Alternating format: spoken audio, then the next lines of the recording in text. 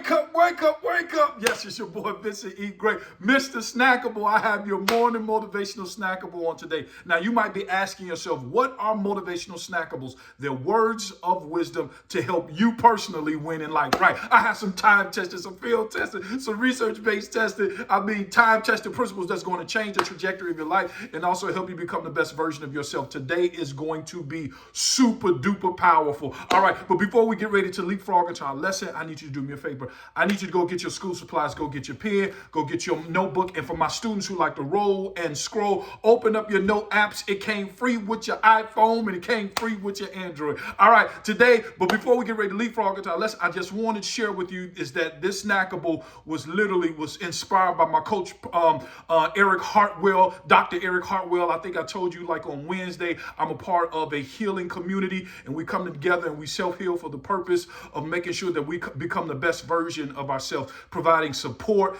and also healing to everyone within the community. All right, so today I want to talk about this topic.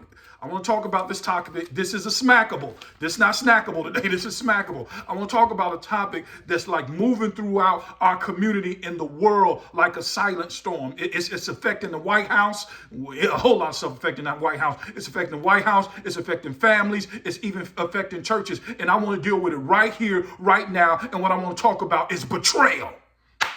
I want to talk about betrayal. So let me tell you what betrayal is. Write this down. Betrayal is when someone uses the access that you gave them in order to hurt you. Whoa! Betrayal is when someone uses the access that you gave them in order to hurt you. And this is the thing. They didn't break in. You open up the door. And you thought that you was going to have devotion, but you end up getting damaged. Ooh, that's what betrayal is. When someone uses the access that you gave them in order to hurt you. And this is the thing about betrayal, is that betrayal is not just painful, but it's personal. Ooh, it's not painful, it's just personal. And it's not a paper cut. No, it's a surgical wound in your soul. Ooh, what's a surgical wound in your soul? You can't stitch it up. You can't put a Band-Aid on it. You know why? When you hurt your finger, mama come over there and kiss that boy, it's going to be, no, that's not going to work. You're going to have to get surgery for this one. You know what I'm telling you? Because you just dealt with emotional theft. And what is emotional theft? When someone you loved, trusted, and believed in didn't just hurt you, but robbed you of your peace. Whoa!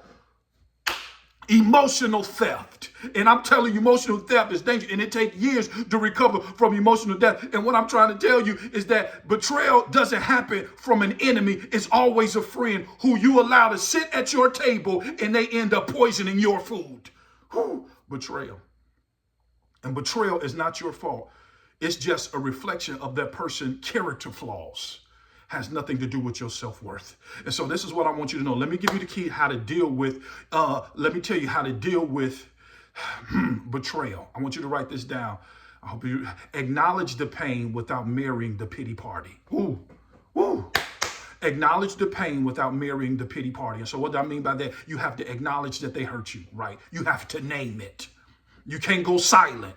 You have to give voice to the pain because you cannot elevate and relive the pain at the same time. You have to voice it. You have to name it. You have to talk about it. Right.